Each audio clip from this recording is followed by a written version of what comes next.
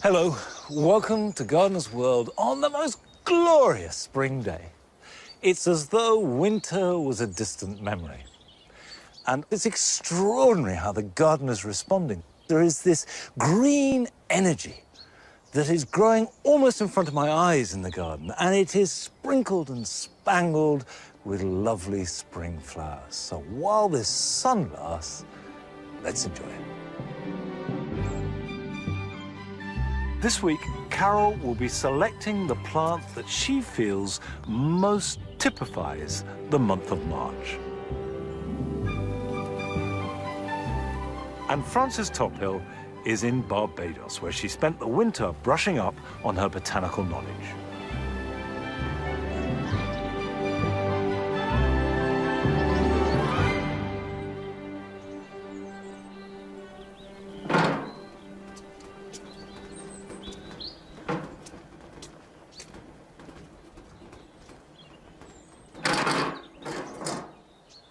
One of the jobs that I do every spring is to mulch. Mulching is one of my favourite words. It's one of those lovely, soft, squishy words, which is onomatopoeic because you're spreading a layer on the ground. It doesn't matter what you use. Organic material is ideal, but you could use stone or slate if need be, because mulching has three functions. It suppresses weeds by blocking light. It keeps in moisture by stopping evaporation, or at least reducing it. And if you use an organic material, and by organic I mean just simply one that will rot down, it will improve soil structure, and depending what you use, soil fertility. Now, mushroom compost is something I've used a lot of here at Longmeadow. It's fundamentally manure mixed with lime, and that reacts and that breaks down the straw. And obviously, the lime means it is alkaline. So if you're trying to grow plants that are ericaceous, that need acid soil, it's not suitable. But on heavy clay, like we have here, the lime breaks the soil down. And what is important is to mulch thickly enough. I would say 2 inches minimum. If it's too thin, it won't suppress light, so the weeds will go through it, and it won't keep the moisture in. So it's actually a waste of time. When you're mulching around a woody plant, like this Calicarpa, don't go right up round the base of the stems. Leave a bit of space around it, because there is a danger that you might rot. If they get too wet and they stay wet and cold, you could rot them a bit. But what you want to do is mulch the roots. However, on a herbaceous plant, or these hellebores, you don't need to worry about that so much. And if there are any bulbs coming up, they will grow through it.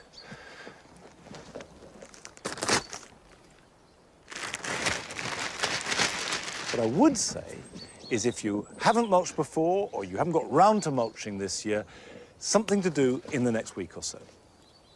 Now, talking about timely, Carol is starting a new series of films looking at plants that epitomise the qualities and characters of each month. And now, in March, we find her in the West Country.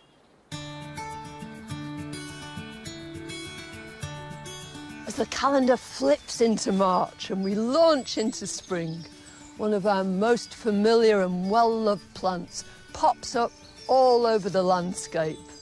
In woodlands, parkland, churchyards, and of course, in our gardens. It's the narcissus, or as we all know it, the daffodil.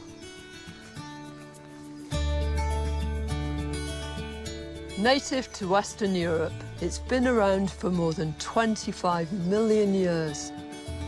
The unmistakable daffodil really lets us know that spring has arrived.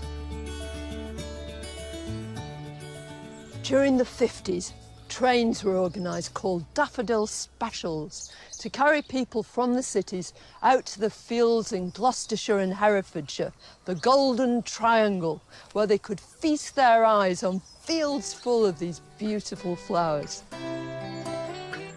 The trains have gone, but the commercial growers are still going strong. The daffodil is now the county plant of Gloucestershire. And of course, It's the national emblem of Wales. The daffodil, or narcissus, belongs to the family Amaryllidaceae, along with alliums, snowdrops and agapanthus. It's a bulbous perennial. There's a single stem, usually with one flower at the top, although there are multi-headed daffodils too. These outside petals, the perianth, are actually 3 sepals and 3 petals. The inside, the corona or trumpet, is where all the action takes place. In here is the stigma, the female bit, which receives the pollen, and the stamens arranged round its edge. At their tops are anthers full of pollen. At the back of the flower is the ovary, which eventually, when the flower has been pollinated, swells and is full of seeds.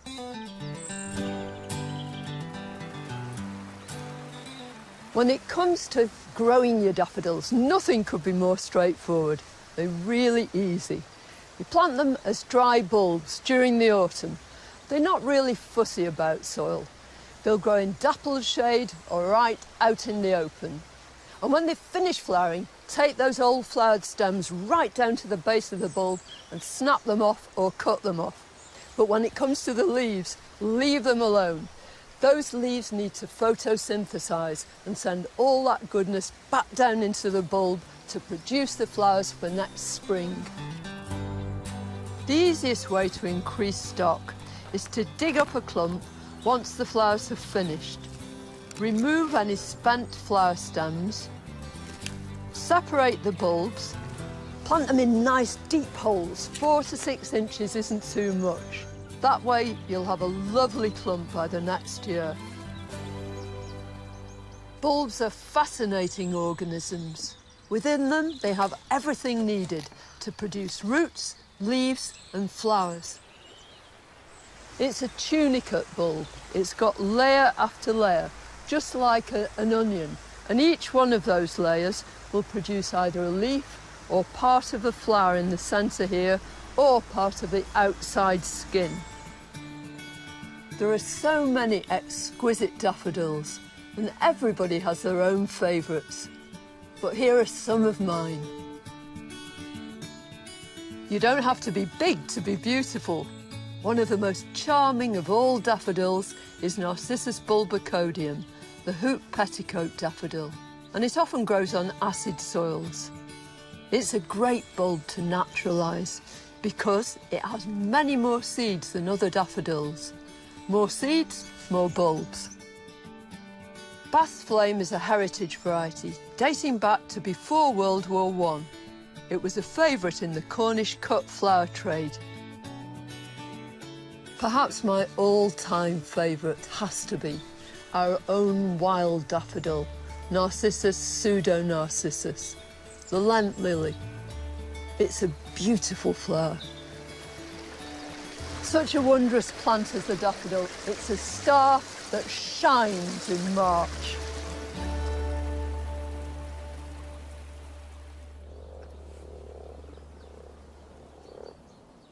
Of course, daffodils are the most potent symbol of March. But another less likely seasonal visitor are frogs.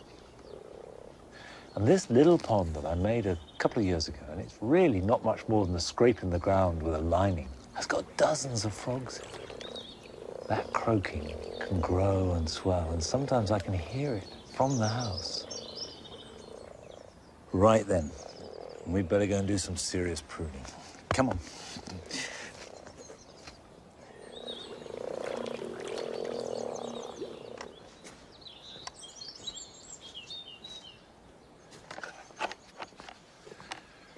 The 4 purple hazels here in the centre of the jewel garden have looked fantastic. They're a hazel called Corylus maxima purpurea, but they got too big and they're shading out plants that need as much sunlight as they can get. So the answer is to cut them back, but because they're hazels, they will respond to coppicing. Now, the whole point of coppicing is that you don't just cut back halfway up or take the top few feet off or whatever. You reduce the plant right down to the ground. And hazels lend themselves to this brilliantly. So does willow, so does dogwood. You can do this with shrubs, you can do it with quite large tree-like plants like this, and that suddenly floods the area with light. The flowers around them grow much better, and they will regrow. That's the crucial thing. Well, the first thing I want to do is to get a sharp saw, and in this day and age, sharp saws are one of the delights of the garden. And come on, be honest, who is not going to love using a bit of kit like this? Right, let's take this one out here.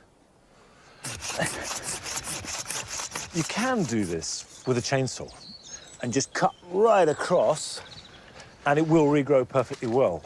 But if you're cutting by hand, it's actually better to cut each one individually at a bit of an angle so water doesn't collect on it, leaving a stump, or actually what's called a stool, with coppice. And then from below the cut mark, you'll get new shoots. You don't need to seal it. That won't do any good at all. But it is important to leave a clean cut. So you've got a nice smooth surface, and that will heal over in its own good time. Now to manage the new. The first thing to do is to take out any damaged or weak or crossing growth.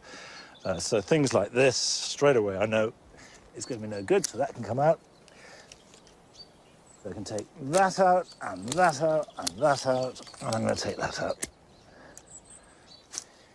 Well, that's left me 8 stems. Some are a little thicker than others, but I'm going to leave those. I might reduce them down a bit in a year or two. And of course, these will become the great thick branches in very short time, literally 2 or 3 years. The one thing I would say is do it now if you can, because to prune a plant like this so radically is stressful. And if it's trying to put on leaves or even flowers at the same time, that's a double whammy. So this is a job that can be done any time between Christmas and Easter. But to be honest, the nearer to the new year it is, the better. So crack on with it if you're going to do it. Now, I'm sure you are aware that this is the 50th year of Gardener's World. And to celebrate our Golden Jubilee, we are looking for our Golden Jubilee plant. That's the plant that has had the most impact on gardens in the last 50 years. It may not be anyone's favourite, it's just got to be really significant. And all the Gardener's World presenters are picking one plant that they think is the one that has changed the world most, and then we will be asking you to vote. And at Gardener's World Live, where we'll be having a big party to celebrate our 50th birthday, we will announce the one that you think most fits that bill. Remember, it's not a favourite, it's the one that's had the most impact. Now, last week, I put forward the case for bedding. This week, it's the turn of Nick Bailey. Dahlias are fantastic garden plants. They've been around in Europe in common cultivation for about 200 years. But in the last 50, they've made an incredible transition. They've gone from being strictly the preserve of the allotment here, growing them for cut flowers, to being mainstream border plants. Now, these plants, of course, are amazing in their range and diversity, all sorts of flower forms and every colour you can imagine except blue. There are now these short, squat forms which work brilliantly at the front of borders and also in containers. People used to lift them in winter. Now, with warmer soils, changing climate, they can be left in the ground, so they're incredibly easy to grow. They'll flower all the way through, from July to November. Some people might think of them as being retro. I think they're absolutely now. What's not to love about dahlias?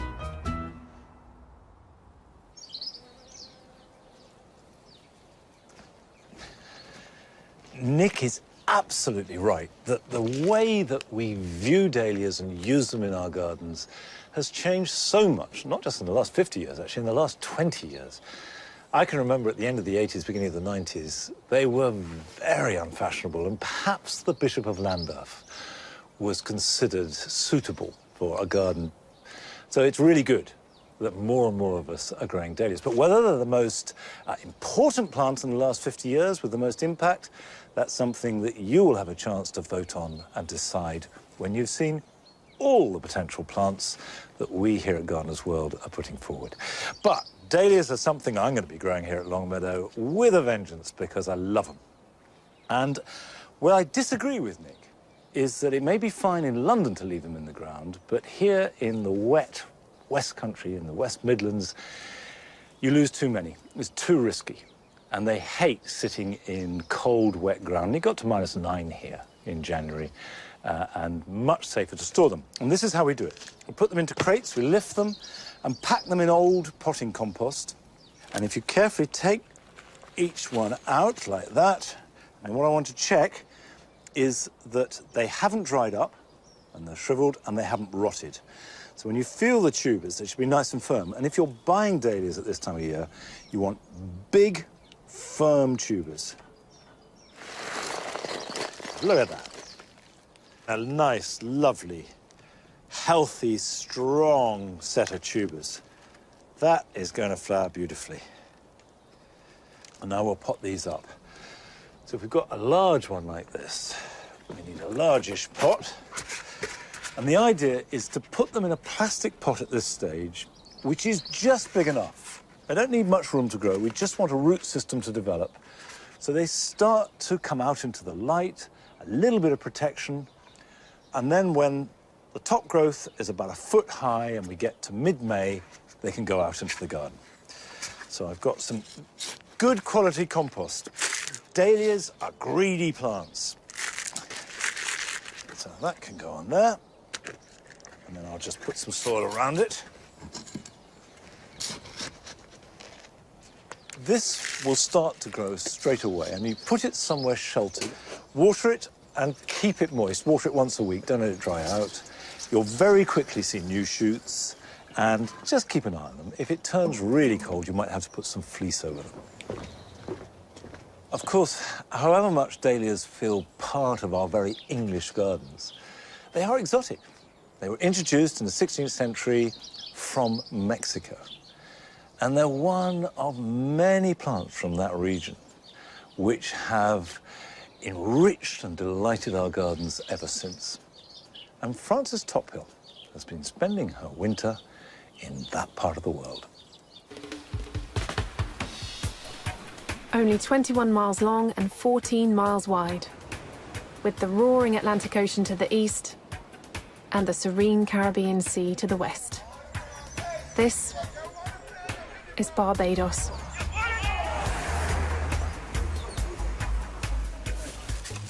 Thank you.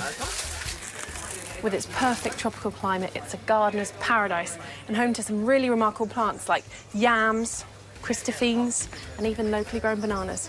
And some spectacular gardens too.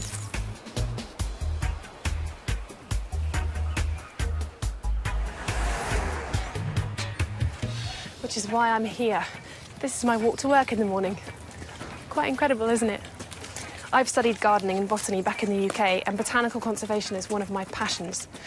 So when the chance came up to work as a volunteer at the famous Andromeda Botanic Gardens, well, I jumped at it.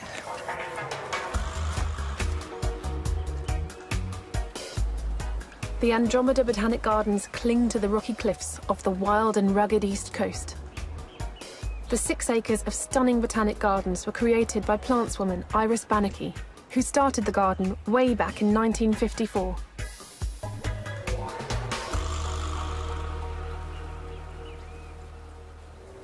Iris was born in Grenada, but spent most of her life here in Barbados. She collected and nurtured hundreds of plant species from all around the world, some of them very rare, and brought them back here to Andromeda. When Iris died in 1988, she left this garden to the Barbados National Trust, of which she was a founding member, for all the public to visit and learn from.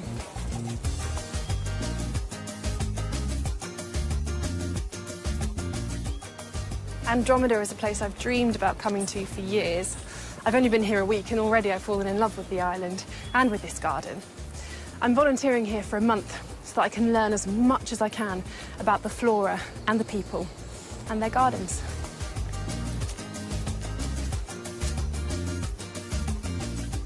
As a gardener, I find I'm very busy in the spring and summer, but I love to spend my winters travelling around and learning about horticulture and conservation in different countries around the world. And it's amazing the similarities that you see. Here at Andromeda, one of the first things I did was working down here in what will become a very beautiful white garden. And I was planting begonias and busy lizzies, which are two plants I know very well as bedding plants back home. But here, they grow much, much bigger and they live for much, much longer.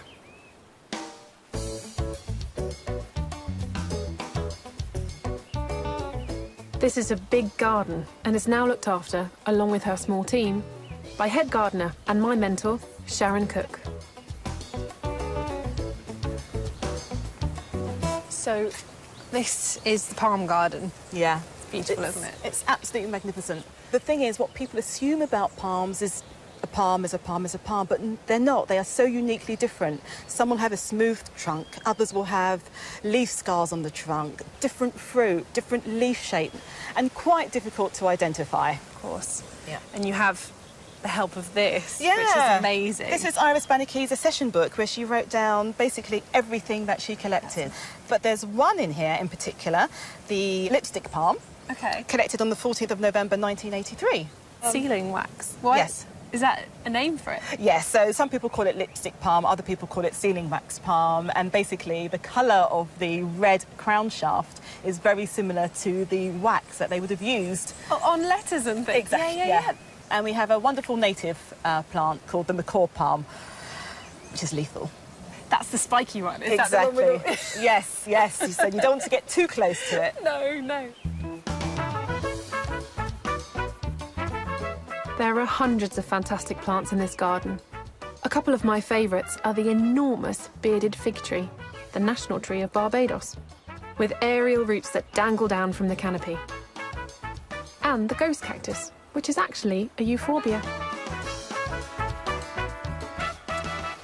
So Sharon, is this a cultivar that you really want to keep going in the garden? Oh, definitely. It's Heliconia stricta iris, named after the creator of this garden, which is brilliant. such a wonderful honour to have.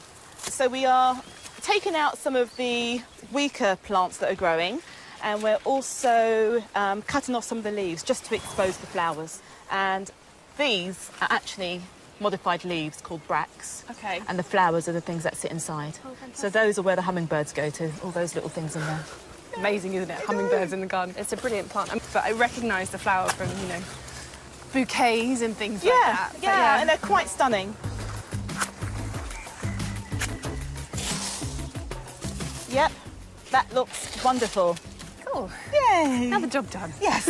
Moving on to the other 500.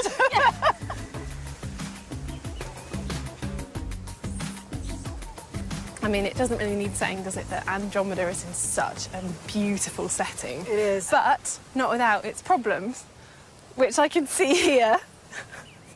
I mean, we have pests and diseases in the UK, but nothing like Yes. this. Unfortunately, monkeys. I mean, that's a lovely fruit. It's the mammy apple, fruit from the mammy apple tree. Taste of peach and apricot, absolutely delicious. If we ever got a chance to eat them ourselves, because the monkeys absolutely love them.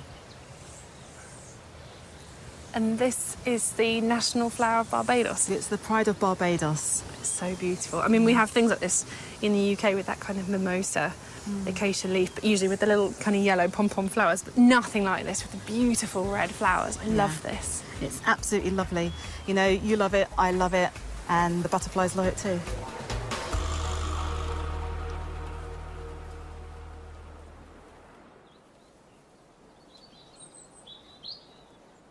Come on, you come and take this. Come on, here.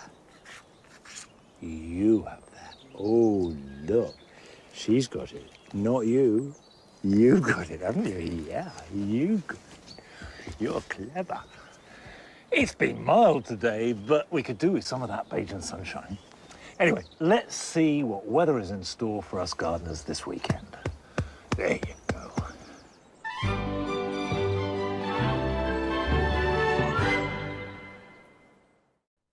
Hello there. Earlier this week in the sunshine, we had the warmest day of the year so far, 19 degrees. Not going to reach those sort of numbers this weekend, but it will still be mild and crucially at night. It's breezy as well. The wind's picking up a westerly, so most of the rain is going to be across the western side of the UK. Drier and brighter in the east, and that's really the picture on Saturday. A bit of rain and drizzle coming into Wales, southwest England, turning wetter in Northern Ireland, but not much rain for Scotland down the eastern side of England and the Midlands. And temperatures could be as high as 15 degrees or so if we do get some sunshine. Overnight, we're going to find some heavier rain, though, coming into Scotland, Northern Ireland, Northern England. There could be some soggy gardens by the time we get to Sunday morning. A really mild night, and milder in northern Scotland, actually, than Friday night. But we've still got some rain around. Rain moving southwards across Scotland into Northern England, Northern Ireland, eventually into Wales. But again, head through the Midlands towards much of southern England, East Anglia, and it's a good gardening weekend. It should be largely dry, rather cloudy, but on the mild side.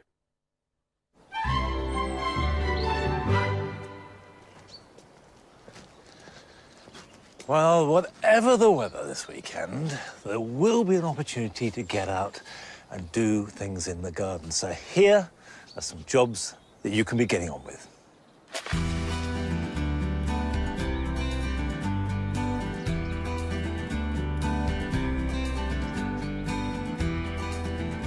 It's a good time to prune roses, but don't be precious about this. These are tough plants. Concentrate on removing any dead wood, any branches that are crossing and rubbing, and cut back hard all weak and spindly growth. Finally, reduce all the remaining stems by about 1/4 to 1/3, and that'll do the job fine. An early sowing of peas now should give you a crop in June, and then you can sow successive crops thereafter.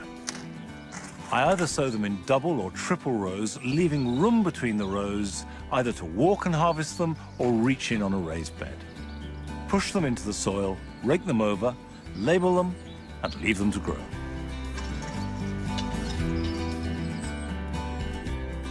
Although ornamental grasses look wonderful in winter, their decorative time is over, and they need to be cut back to allow the new growth to come through. Deciduous varieties like miscanthus can be cut, whereas evergreen ones like steepers shouldn't be cut but combed through using your fingers, removing dead material.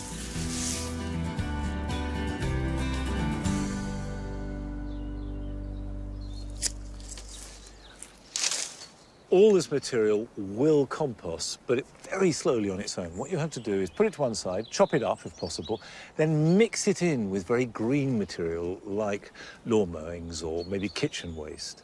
And that way you get a balance of brown and green, carbon and nitrogen, and it will all bulk out the compost heap. Now, clear it all, tidy it, mulch it, weed it, add plants if you want, but don't move any grasses yet. They really won't like it. Wait until you see them growing vigorously. And here at Longmeadow, that can be well into May. And then that's the time to move them. But we'll come to that sooner or later.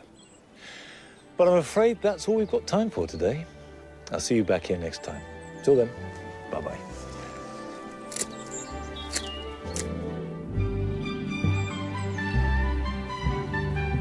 Sue Reed gets us started in Only Connect next on BBC Two. Smith's take on Verbivores. The prize, a place in the semi-finals. Then at 9, wildlife cameraman Colin Stafford Johnson makes his way along the desolate west coast in Wild Island, the edge of the world.